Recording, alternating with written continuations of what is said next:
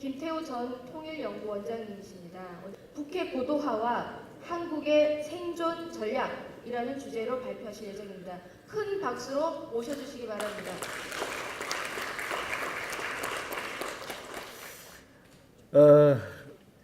만약 여러분 자녀들이 뭐 음식을 먹고 싶은데 그 음식 잘못 먹으면 감기 걸린다. 감기 걸릴 확률이 얼마나 되느냐? 한 1% 된다. 그러면 에이, 그건 뭐 먹지 뭐 이제 이럴 겁니다. 그런데 그 음식 잘못 먹으면 암 걸린다. 몇 퍼센트냐? 1%다. 그거 아무것도 아니다. 1% 정도는 그렇게는 얘기 못 하시는 거죠. 사실 지금 한반도에는 핵전쟁의 먹구름이 몰려오고 있다. 핵전쟁이 가능하다. 사실 이런 평가를 할 수 있는 상황입니다. 그런 상황을 염두에 두시고 저는 오늘 제 말씀을 앞서 두 분이 뭐 저명하신 분들이 다 말씀을 하셔서 제가 중복되지 않는 부분이 뭘까를 고민하면서 자료를 좀 만들어 봤는데 앞으로 우리가 해야 될 정책 틀에 대해서 좀 중점적으로 말씀을 드리려고 합니다. 북한 핵위협이라든지 이미 나와 있는 부분들은 제가 그냥 주마간산식으로 한번 넘어가 보겠습니다. 자, 지금 북한 핵 문제가 어디까지 왔느냐? 지금 보시는 바와 같이 저기까지 왔습니다.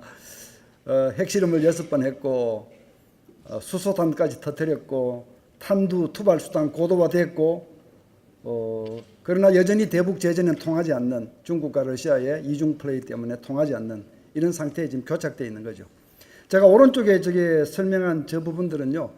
북한이 미사일 발사를 작년에만 24차례를 했고 금년에 지금까지 14차례를 했는데요. 그중에 의미 있는 것들만 제가 골라본 겁니다. 뭐 예를 들어서 3,000km 날아가는 미사일을 고각 발사를 해서 500km를 날아가게 쐈다. 이건 굉장한 의미가 있는 거거든요. 그러니까 뭐 남의 나라 하늘을 지나가지 않게 쏘겠다라고 하는 의미도 있지만 그보다는 중거리 탄도탄 가지고도 한국을 때릴 수 있다 하는 그런 메시지고요. 또 한국이 구축하고 있는 지금 KMAD나 사드로는 추적할 수 없는 속도로 내려 꽂힌다. 그런 사실들을 보여주는 거거든요. 그러니까 이제 의미를 제가 쭉 정리를 해봤고 그 밑에 오른쪽 마지막 부분 제가 이제 저 부분을 조금 중점을 가지고 말씀을 드리고 싶은데 북한이 지금까지 벌려온 게임이 도대체 세계와 동북아 한반도에 어떤 안보 충격을 주고 있느냐. 이게 북한의 그랜드 스트래티지입니다. 북한의 대전략인데 지금까지는 굉장히 많은 성공을 거두고 있다. 그 이유는 방금 말씀드린 이 세 단계에서 이미 엄청난 충격을 주고 있습니다. 그러니까 글로벌 차원, 세계 차원에서는 NPT 체제가 흔들흔들하고 있죠. 그리고 안보리가 무력화되고 있죠. 중국과 러시아가 비토권을 앞세우고 자기 마음에 들지 않는 것은 다 리젝트하기 때문에 안보리가 사실상 무력화되는 이런 현상이 지금 벌어지고 있는 겁니다. 그다음에 이제 동북아 차원에서 정말 우리한테 신경 쓰이게 하는 일들이 굉장히 많습니다. 북한이 핵실험을 하거나 미사일을 쏘거나 사고를 치면 칠수록 미국과 중국이 이견 대립을 하는 겁니다. 갈등이 시작되는 겁니다. 그러니까 동북아의 신냉전을 심화시키고 악화시키는 이 촉매 역할을 지금 북핵이 하고 있고 북한은 그 틈바구니에서 일종의 그레이스 피어리드를 누리고 있습니다. 그러니까 내가 아무리 사고 쳐도 전 세계가 아무리 북한을 고립시켜도 나를 살려줄 수 있는 궁극적인 버팀목은 러시아, 중국인데 이 두 나라는 계속해서 더욱더 미국하고 대적하면서 자기를 지켜주는 이런 어처구니 없는 구도가 지금 형성이 되어 있기 때문에 북한으로서는 두려워할 필요가 없는 그런 상황이죠. 이제 더 중요한 것은 그 차원에서 한미 동맹의 이완이죠. 북한이 이 3,000km, 5,000km, 1만 km 날아가는 장거리 탄도탄들을 만들어서 미국을 위협하는 이유는 미국과 핵전쟁을 하기 위함이 아닙니다. 절대로 그런 생각 북한 가지고 있지 않습니다. 미국하고 붙어서 어떤 결말이 온다는 것을 모를 만큼 바보들도 아닙니다. 그러나 괌을 위협하고 미국 본토를 위협하면 할수록 미국 여론은 흔들립니다. 미국 여론이 흔들리면 미국 국민은 계속해서 미국 정부를 향해서 질문을 하는 거죠. 왜 우리가 한국을 지키기 위해서 이렇게 북한의 핵공격 위협을 무릅써야 하느냐. 이게 이제 한미 동맹을 이완시키는 소위 디카플링 이펙트, 이 디카플링 이펙트를 계속 발생시키고 있는 겁니다.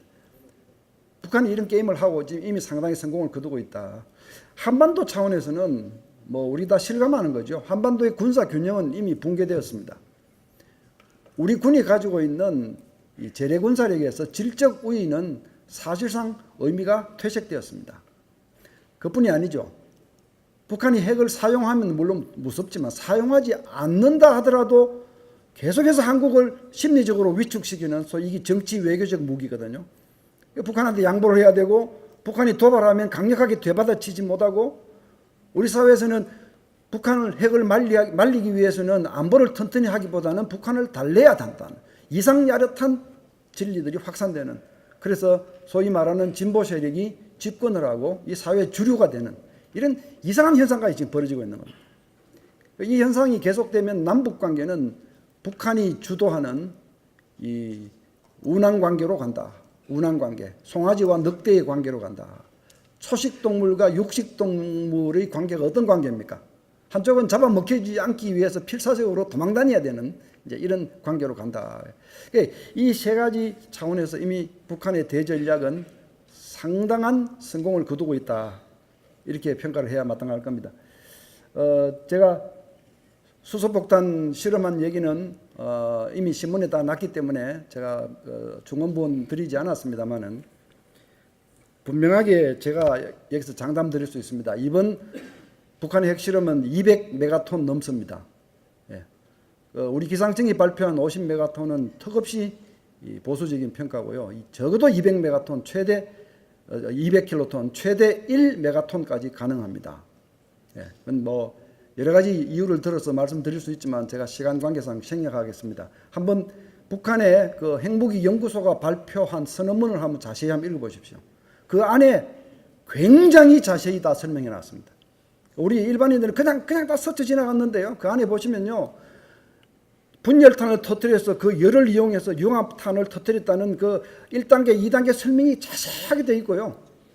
그리고 수소폭탄을 터뜨린 것이 아니라 하이드로젠 밤을 터뜨린 것이 아니라 하이드로젠 디바이스를 터뜨린 겁니다.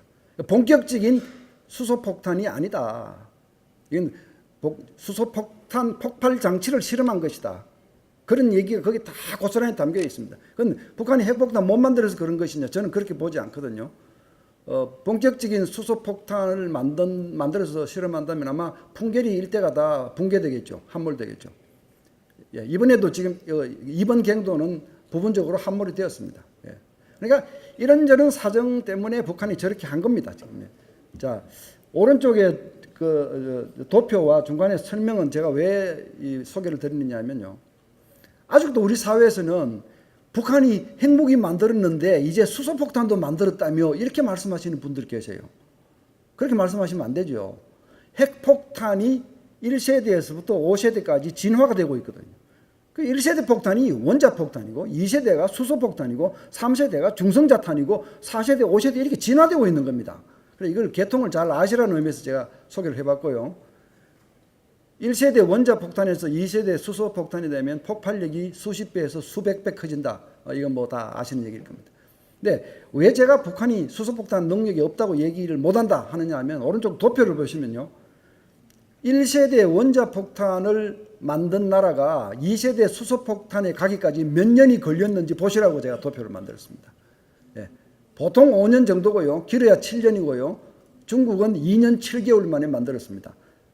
북한이 1세대 원폭을 만든 것이 2006년에 첫 핵실험을 했는데 지금 11년이 지난 지금도 수소폭탄이 있느니 없느니 못 만드니 만든다니 그런 얘기를 하시면 안 된다. 그런 의미로 제가 도표를 보여드렸습니다. 저기 보시는 것들은 4월 15일 태양절 때 등장한 무시무시한 핵무기들인데요. 왼쪽에 있는 저 위에서 네 가지는 다 ICBM급으로 보입니다. 그런데 북한이 지난달에 2번 쏜 그 ICBM급 화성 14호는요 모양이 같지 않습니다. 그 얘기는 화성 14호는 저것도 아니에요. 그래 또 다른 것들이 저것들은 언제 쏠 것이냐, 저게 진짜냐 가짜냐 이런 고민들을 우리는 계속하면서 보셔야 됩니다. 자 이제 이 페이지에서는 정책 얘기를 좀 해보겠습니다. 북핵에 직면해서 우리가 북한하고 풀어야 될 문제도 수두룩하고 중국, 미국하고 풀어야 될 문제들이 수두룩합니다. 이 부분은 정말 유념해서 들어주시고 머릿속에 잘 담아주시기 바랍니다. 북한하고 우리가 풀어야 될 문제들 너무나 많습니다. 너무나 많은데 그 중에서도 제일 지금 다급한 것이 북한의 핵 공격을 억제하는 것이고 그 다음에 핵 그림자를 막는 겁니다. 핵 그림자가 뭐냐? 누클리어 섀도우. 핵 그림자가 뭐냐? 핵을 앞세워서 대한민국을 압박하고 심리적으로 위축시키는 겁니다. 그거 막지 못하면요. 핵 공격을 당하지 않더라도 핵 그림자를 막지 못하면 다시 말씀드려서 우리 국민에게 북한의 핵 공포증에 빠지지 않도록 해주지 않으면 남북관계는 왜곡되고 우리는 북한이 끌려다니게 된다. 그게 굉장한 과제죠. 그리고 이 국론 분열 이런 북한을 상대하는 데 있어서 끊임없이 국론이 분열하고 있습니다. 이런 문제 극복하지 못하면 앞으로 북한은 우리 다룰 수 없다. 그 밑에 제가 뭐 대화, 억제 이런 얘기를 적었는데 우리가 군사적으로 북한 핵을 억제하는 거 이건 북한의 핵을 가지고 있다 하더라도 우리 국민을 향해서 대한민국을 향해서 사용하지 못하게 예방하는 것이 억제인데요. 그 억제하는 것도 중요하지만 대화하는 것도 중요하다. 이 논리는 아무런 하자가 없습니다. 예, 하자가 없습니다. 북한이 지금 대화를 응하지 않기 때문에 소득이 없고 성과가 없는 것뿐이지 대화의 문을 열어놓는 것은 나쁘지 않습니다. 좋은 일입니다. 근데 문제는 진정성이 실려 있느냐 하는 문제죠. 진정성이 실려 있느냐. 그리고 억제와 대화 중에서 어느 것이 전공 필수고 어느 것이 전공 선택이냐. 이걸 구분하셔야 됩니다. 예. 이 용어가 적절하지 않을 것 같습니다만 여러분들 기본 나가리라는 표현 아시죠? 기본 나가리. 예. 국민을 지키기 위한 억제는 기본 나가리거든요. 항상 하는 겁니다. 대화가 되든 안 되든 핵 문제가 끝날 때까지 하는 겁니다. 그리고 대화는 계속 그냥 노력하는 겁니다. 그런데 우리 사회에서는 이걸 바꾸어서 얘기하는 사람들이 너무 많아요. 왜 사드를 가져오느냐? 대화를 해야지 이렇게 얘기하거든요. 그렇게 얘기하시면 안 되는 겁니다. 진보든 보수든 대한민국 국민이라면 이렇게 말씀하셔야 됩니다. 그래 사드는 국민을 지키는 거니까 당연히 가져오고 그런데 대화를 왜 더 열심히 하지 않느냐. 이렇게 추궁해야 그게 진정한 진보죠. 그런데 이게 다 흐트러져 있습니다. 중국하고 해야 될 과제들 당장 중국이 사드를 빌미로 한국 때리기를 하고 있는데 이 문제를 어떻게 돌파할 것입니까? 뭐 보통 문제가 아니고요. 그다음에 중국이 러시아하고 결속해서 안보리를 무력화시키고 있는데 이게 과연 우리 외교력으로 돌파할 수 있는 문제인가? 이 문제에 대해서도요. 저는 안보를 전공하는 전문가로서 이 문제에 대한 제 나름대로 해답을 가지고 있습니다. 뭐 박근혜 정부가 중국에 대해서 외교를 잘못해서 지금 사드 때문에 중국이 이렇게 화를 낸다. 그런 얘기들 이제 좀 그만하셔야 돼요. 그만하셔야 돼요. 마찬가지로요. 문재인 정부가 뭘 처음부터 잘못해서 지금 미국이 한국을 패싱하고 있다. 그 얘기도 하시면 안 돼요. 이 문제는 기본적으로 우리 국력에 관한 문제입니다. 대한민국 위상이 일단 그 정도밖에 되지 않습니다. 이 국력이 이거밖에 되지 않는 문제의 책임은 저를 포함한 여러분을 포함한 모든 우리 국민의 책임이고 지난 수십 년간 누적되어 온 겁니다. 이 근본을 우리가 아셔야 되고요. 그러나 약간의 촉매 역할을 하는 것이죠. 이게 중국을 잘못 외교한 부분이 있을 수도 있어요. 그러나 그게 주된 문제는 아니다. 앞으로 이 중국을 어떻게 다룰 것이냐. 중국은 이제 힘을 앞세우고 한국을 길들이기 하고 있는 거거든요. 지난 25년 수교하면서 한국으로부터 배울 거 다 배웠고 베껴갈 거 다 베껴갔습니다. 이제는 다시 길들이기로 들어가는 이거는 역사의 필연인 겁니다. 역사의 필연. 이렇게 접근하셔야 되고 미국하고 문제 너무 많은 문제들이 남아 있습니다. 특히 저기에 빨간 글씨로 적어놓은 부분들 이제 뒷부분에 가서 제 얘기를 좀 더 말씀드려야 되는데 앞으로 핵 문제가 더 악화되면 바로 한미 현안으로 등장할 수 있는 사안들입니다. 이 전술핵 재배치 문제 뭐 앞서 두 분 많이 말씀하셨고 또 뭐 미국이 북한 정권을 드러내겠다. 레짐 체인지를 하겠다. 어떻게 할 것이냐. 선제 공격을 하겠다. 미국이 선제 공격하면 우리는 하라고 박수를 쳐야 됩니까? 반대를 해야 됩니까? 아니면 모르는 체 하고 있어야 됩니까? 아니면 속으로 반기면서 표정 관리해야 됩니까? 사실 이런 문제가 지금 곧 우리 앞에 현실로 닥칠 수가 있습니다. 미중 간에는 어떤 입지를 취해야 되느냐? 중국도 우리 편을 만들고 미국도 우리 편을 만드는 방법이 없을까? 사실 이게 지난 노무현 정부 때 시도했던 것이고요. 또 현 문재인 정부도 이걸 지금 시도를 하려고 했습니다. 취임 초부터. 그러나 우리가 보기에는 안 되는 일입니다. 예, 그렇게 하면 양쪽 다 잃어버린다. 예, 양쪽 다 잃어버린다. 예. 자, 이런 과제들이 산더미처럼 쌓여 있어요. 그럼 우리는 그럼 앞으로 어떻게 해야 되느냐? 저는 이 네 가지 정책 기조를 문재인 정부 출범하면서 제가 글로 방송으로 표현드렸습니다. 이 네 가지 기조를 지켜야 한다. 첫째, 이런저런 이유로 군을 흔들고 군을 망신주고 하는 이 군을 축소지향형으로 가져가는 이런 생각은 버려야 한다. 군이 뭘 잘못해도 그 안에 들어가서 남들이 듣지 않는 곳에서 꾸중하고 개선을 해야지 국민 앞에 망신을 주고 군을 위축시키고 양을 줄이고 질을 낮추고 이건 절대로 되지 않는다. 예? 두 번째는 안보를 바탕으로 대북 대화를 해야 한다. 어느 것이 우선인지를 혼돈하지 말아달라는 것이고요. 그다음에 국제공조를 우선해야 되고 남북 간의 화해 협력하는 것은 국제공조보다 그 아래의 변수다. 이 우선순위를 착각하지 말아달라는 것이고. 네 번째는 얼라이언스 플러스 해칭. 저게 중국과 미국 사이의 일입니다. 안보와 경제는 둘 다 중요하지만 안보가 더 우선이죠. 그렇다면 안보는 한미동맹에 아직도 우리는 많이 의존할 수밖에 없는 현실이기 때문에 한미동맹을 중심에 놓을 수밖에 없고, 그럼에도 불구하고 중국은 여전히 중요한 나라이기 때문에 중국하고도 비적대적 우호관계를 유지하기 위해서 최선을 다한다. 이게 우리의 올바른 기조다. 이거를 바꾸지 말아달라. 이제 이런 주문을 저는 개인적으로 했습니다. 그런데 실상 새 정부가 출범하고 나서 지금까지 나온 얘기들 중에서는 여러분들한테는 충격이 안 됐는지는 모르겠습니다만 저한테는 큰 충격으로 온 얘기들이 너무 많이 나왔습니다. 그 중에 대표적인 것들 바로 오른쪽에 제가 적어놓은 것들입니다.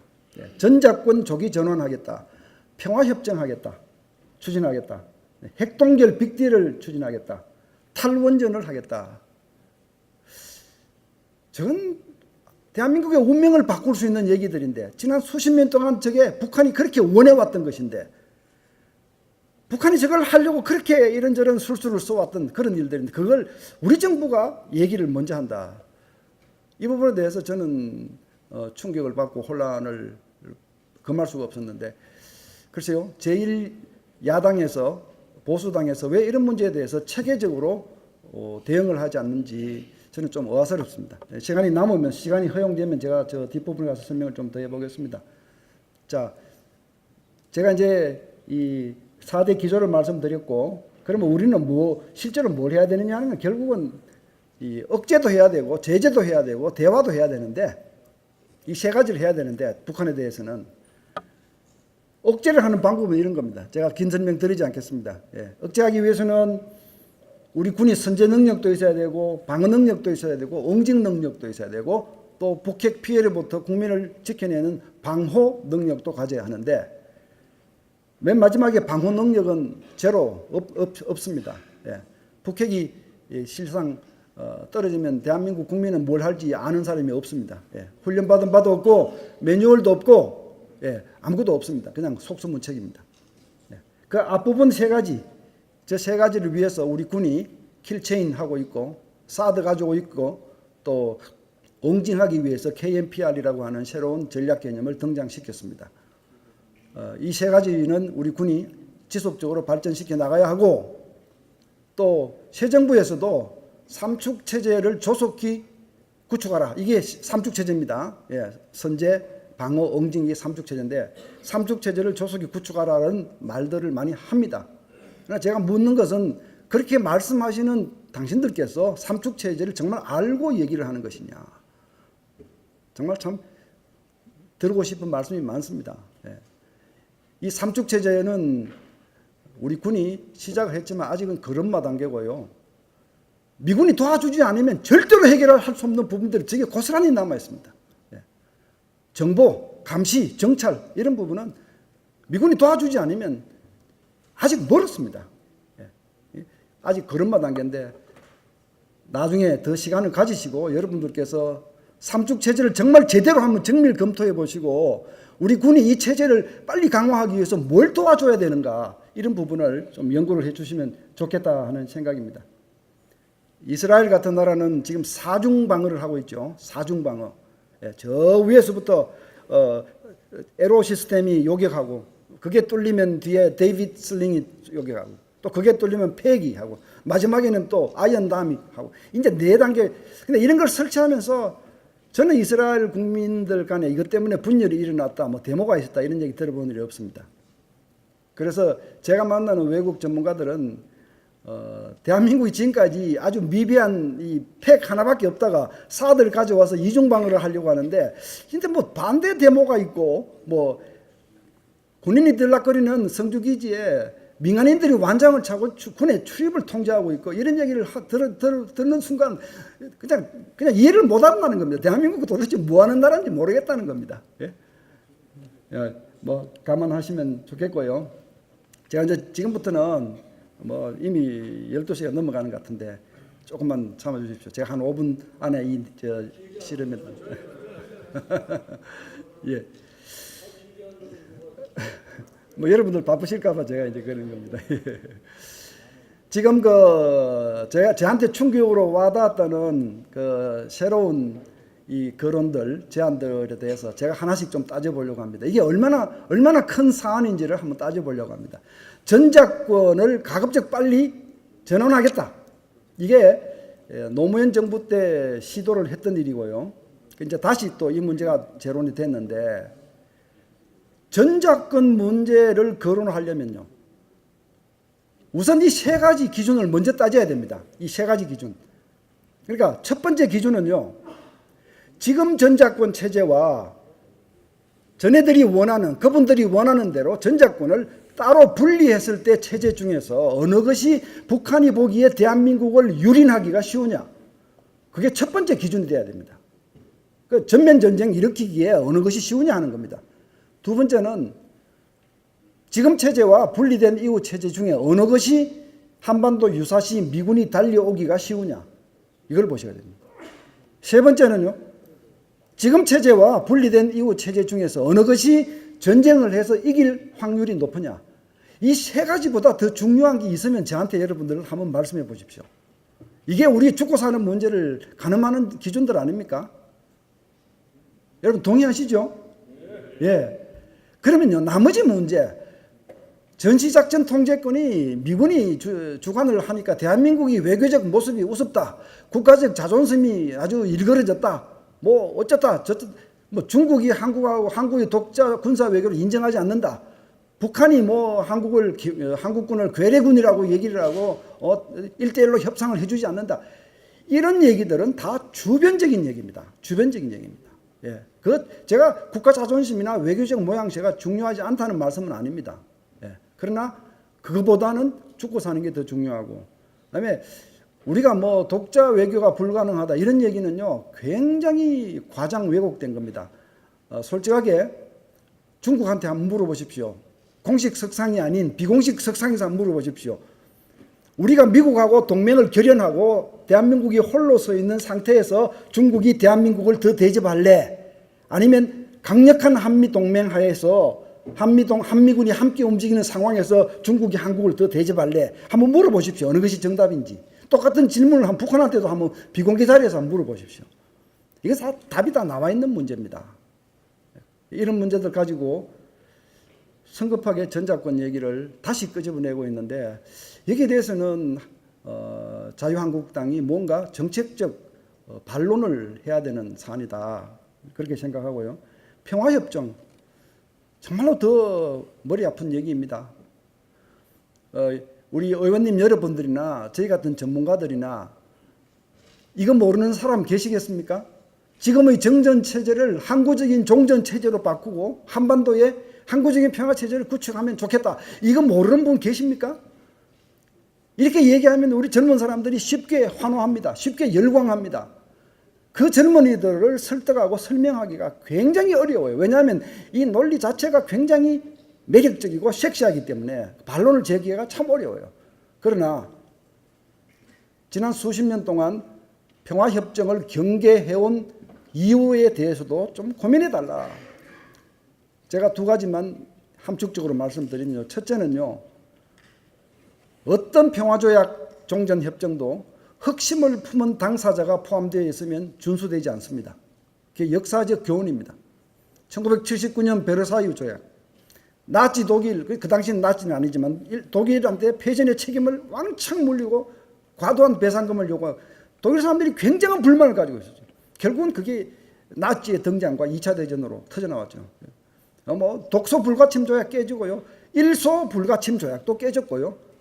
베트남 전쟁을 마감한 그 유명한 파리 평화회담, 파리 평화조약 여지없이 깨졌습니다. 파리 평화조약은요. 12개 나라가 참관한 가운데 서명식을 했고요. 거대한 빵빠레를 울리면서 평화의 어떤 거대한 진전이라고 참 대서특필되면서 맺어진 것이 바로 그 조약입니다. 그러나 월맹이 보기에 이 월남이 찢어지고 분열되고 야 이거 뭐 먹으면 먹겠다 생각하니까 곧바로 침공을 시작했습니다. 그 미국이 월남을 떠나갈 때 참 아이러니컬한 얘기입니다만은 월남의 공군력이 세계 한 5번째쯤 됐습니다. 미국이 그만큼 많은 비행기를 남겨놓고 갔습니다. 그리고요, 저는 뭐 실제로 베트남에 가서 그 사진들을 보고 참 감회에 젖은 일이 있는데 월남 군인들한테 굉장히 많은 물자를 주었고 월남이 북쪽 월명보다 인구도 많고 돈도 많고 무기도 많고 그런데 막상 월맹군이 쳐내려올 때 그 월남군 군인들이요 그 도로가에 미군이 보급해준 군화며 철모며 군복이며 소총이며 소박하게 길거리에 벗어놓고 팬티 바람으로 전부 도주하는. 사실 뭐 저는 제가 뭐 지금하고 그때 월남하고 우리 한국의 상황하고 굉장히 많이 흡사한 부분이 적지 않습니다. 이게 평화협정이거든요. 그래서 우리가 경계한다. 두 번째 이유는요. 평화협정 이후에 북한이 뭘 요구하겠느냐. 뻔한 거 아닙니까? 이제 우리 북한과 미국은 더 이상 적대국이 아니기 때문에 한미동맹이 존재할 필요 없고 주한미군이 존재할 필요 없다는 논리가 바로 이어서 나온다는 건 불보듯 뻔한 일 아닙니까? 그런데 철 모르는 우리 젊은이들은 이제 항구적인 평화조약이 맺어졌다 이렇게 해서 환호하고 열광할 것이고 우리의 안보의식은 해이해질 것이고 우리의 안보장치들은 해체돼 나갈 겁니다. 사실 이 평화협정이 좋은 줄 알지만 경계하는 이유는 이런 것이다. 그런데 북한이 핵실험을 하고 수소폭탄을 만드는 지금 평화협정 얘기를 해야 하느냐. 왜 한국 땅에서 이런 문제에 대해서 정책적인 반론을 제시하지 않느냐. 저는 그런 생각을 하고 있습니다. 핵동결.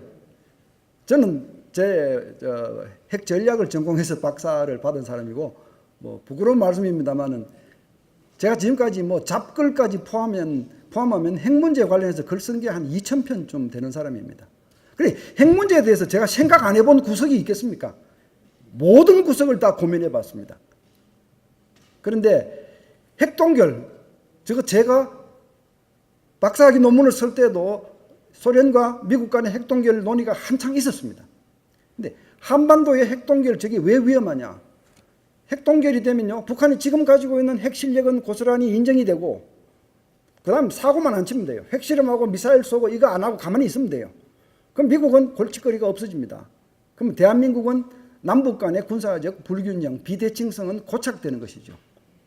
미국은 아이고 이제 한반도에 대해서 골치 아픈 문제는 어느 정도 짐을 들었다 생각하고 한국 안보에 대해서 관심을 떨어뜨릴 겁니다.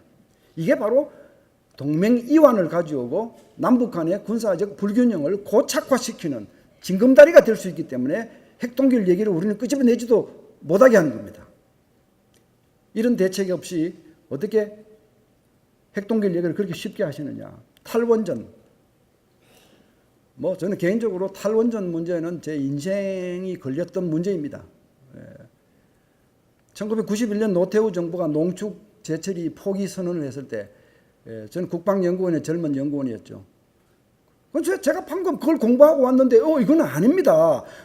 그거 포기하면 대한민국은 잠자리가 없어져서 더 관세 받습니다. 그렇게 하시면 안 됩니다. 라고 얘기했다가 청와대로부터 호되게 두들겨 맞고 결국은 주장을 굽히지 않다가 결국은 제가 국방연구원에서 강제 사직을 당하고 떠났고 7년 후에 다시 복직을 하고 이게 제 인생에 걸렸던 문제였습니다. 이 문제가 사실. 그런데 많은 세월이 지난 지금 사실 저희 같은 사람이 예고하고 경고했던 대로 되지 않은 일이 하나도 없습니다.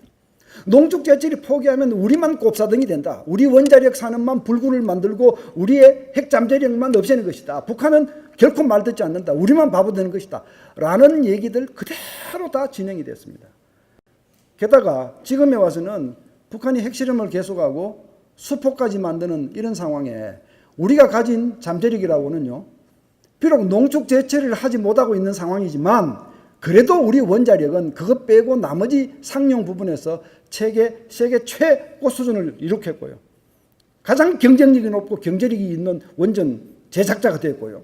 또 우리 기술자들요, 농축 공장 만들어라 그러면 오래 있지 않아서 바로 만듭니다. 제철이 공장 만들라 그러면 바로 만들어냅니다. 핵무기 설계하라 그러면 설계합니다. 사실 우리가 가지고 있는 이 우수한 인력이 그나마 간접적인 잠재력인데 지금 어떻게 탈원전을 얘기할 수 있느냐. 만약 탈원전을 하면 앞으로 중국을 움직일 수 있는 우리 카드가 뭐가 남느냐. 예? 저는 이런 질문을 던지면서 제가 칼럼 쓰면서 그랬습니다.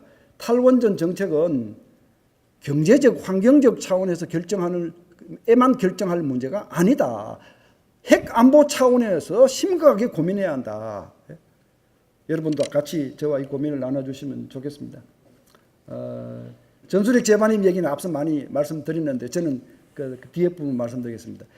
제가 바로 한 일주일 전에 자유한국당에 와서 전술핵 재반입 필요성에 대해서 제가 발표를 한 논문이 있습니다. 제가 시간을 줄이기 위해서 반복은 하지 않겠고요. 그 논문을 꼭 한번 찾아서 읽어보시면 제 논리가 잘 정리가 되어 있는데요. 결론은 이겁니다.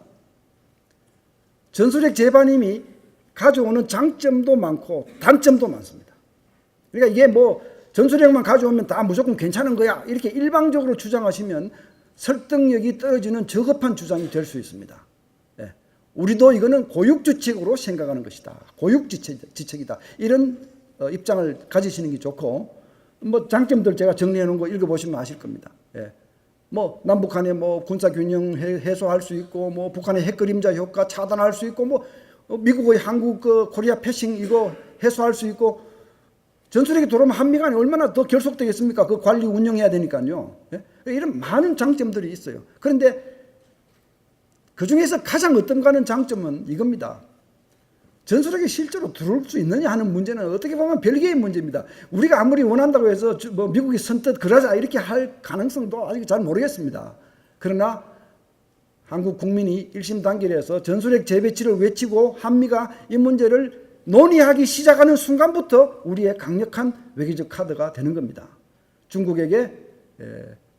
북한에게 강력한 외교적 카드가 되는 겁니다. 그런 부분을 유념하셔서 추진해 주시면 좋겠고요.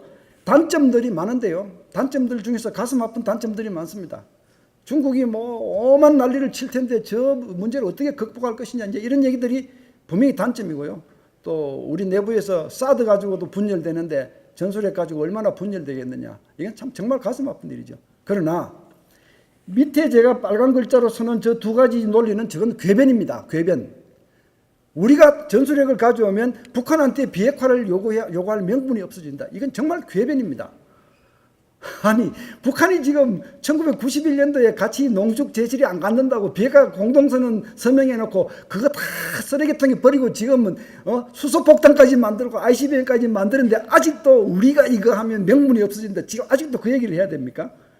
정말 우리 스스로를 정말 이렇게 비참하게 만들 수는 없어요. 저건 정말 궤변입니다. 그리고 밑에 것도 궤변입니다. 한반도 군비 통제가 안 되고 군비 경쟁이 악화되는, 제가 정말 궤변입니다. 저는 군사 문제를 전공한 전문가로서 장담하고 말씀드립니다. 군비 통제에는 공자형 군비 통제는 존재하지 않습니다. 군비 통제는 두 가지가 있습니다. 이제 송대성 박사님이 말씀하신 이 텀인데요. 제가 빌려서 잘 씁니다. 공자형 군비 통제와 레이건형 군비 통제가 있습니다. 공자형은 뭐냐 하면요. 당신 그거 가지고 날 자꾸 위협을 하지 말고 우리 민족이니까 좀 없애라. 이렇게 설득하고 도와주고 이렇게 해서 무기를 없애는, 이게 공자형 군비 통제입니다. 공자님 말씀을 통해서. 근데 레이건형은 뭐냐면 당신 그거 버리지 않으면 내가 대응하게 되고, 대응을 하게 되면 당신이 감당을 못하게 돼서 당신한테 더 많은 불이익이 온다는 것을 보여주는 겁니다. 공자형 군비 통제가 이루어진 역사가 없습니다. 없습니다. 그런데 우리나라에는 왜 그렇게 많은 사람들이 북한에 대해서 우리가 먼저 뭐 가슴을 열고 믿음을 주어야지 북한이 변하지. 아닙니다. 북한이 변해야지 우리가 뭘 가슴을 열어야 됩니다. 아니 왜 그렇게 답답하게 하느냐. 먼저 우리가 신뢰를 보여주고 북한을 믿는 자식. 제가 그래 여보십시오. 지금 말씀하신 것은 개인 간의 덕목입니다. 친구지간에는 그 덕목이 맞습니다. 친구한테 내가 먼저 희생하고 친구의 변화를 기다리는 게 맞습니다. 국가 간에는 그런 거 없습니다. 그 친한 친구도 결혼해서 처자식이 생기면 그 친구의 빚 보증을 서주지 못합니다. 빚 보증 서줬다가 망하면 처자가 굶잖아요. 5천만 원을 거느리는 국가는 절대로 그렇게 하는 국가가 없습니다. 근데 왜 그런 논리가 이 땅에는 성행하는지 모르겠어요. 예. 자, 그 정도로 제가 하고요. 이제 뭐 다 했습니다. 예, 됐습니다. 제가 뭐 논리적으로 말씀드렸는데 한 장이 지금 빠진 것 같습니다. 예, 잠깐만 1분만요. 앞으로 우리가 어떤 정책 프레임을 가지고 갈 것인지 저는 3단계라고 봅니다. 3단계. 뭐 잔잔한 얘기는 드리지 않고요. 이 정책 프레임 1단계, 2단계, 3단계. 1단계 지금 우리가 하고 있는 겁니다. 북한이 핵사고 계속 치면 또 뭐 유엔 안보리에서 새로운 안보리 뭐 결의 채택하고 미국이 뭐 화내고 뭐 중국이 또 만류하고 이거 우리 지금까지 다람쥐 쳇바퀴 돌듯이 해왔던 거 이걸 강도를 높이는 거 이게 지금 단계의 프레임입니다. 근데 다음 단계의 프레임은 전술핵이거든요. 근데 전술핵 반입으로도 통하지 않을 때는 그 다음 단계는 핵무장입니다. 이 세 단계의 프레임을 정책 프레임을 우리가 가슴에 담고 있어야 되고 미국을 변화시켜야 됩니다. 미국은 지금 한국, 일본 같은 동맹국들에게 내가 당신들한테 핵우산을 제공하고 있으니까 핵무장을 하지 마. 소위 이 미국의 전략은 아직도 반확산 정책 프레임으로 동맹을 다루고 있어요. 그런데 중국은 그게 아니거든요. 중국은 북한 핵을 못 본 채 하면서 사실상 북한을 핵 보유국으로 만들어주고 러시아, 북한, 이 중국 3대 북방 삼각형 나라가 모두 핵 강대국이 돼서 동북아의 안보 지형을 바꾸고 있는 거거든요. 그러니까 미국이 이 전략 마인드를 바꾸도록 촉구하셔야 되고 의원 외교를 통해서 이런 말씀을 하셔야 돼요. 이제 언제까지 한반도와 동북아를 반확산 프레임 가지고 정책을 펼칠 것이냐. 아니다. 이제는 이 동북아의 전략 균형을 하기 위해서 필요하다면 미국이 일본과 한국, 대만의 핵무장을 방조하고 도와주고 협력해야 한다. 그걸 하기 위해서라면 우리는 잠재력은 계속 가지고 있어야 되겠죠. 그 탈원전 얘기는 이런 생각을 하는 사람한테는 정말 너무나 큰 충격인 겁니다. 감사합니다. 네.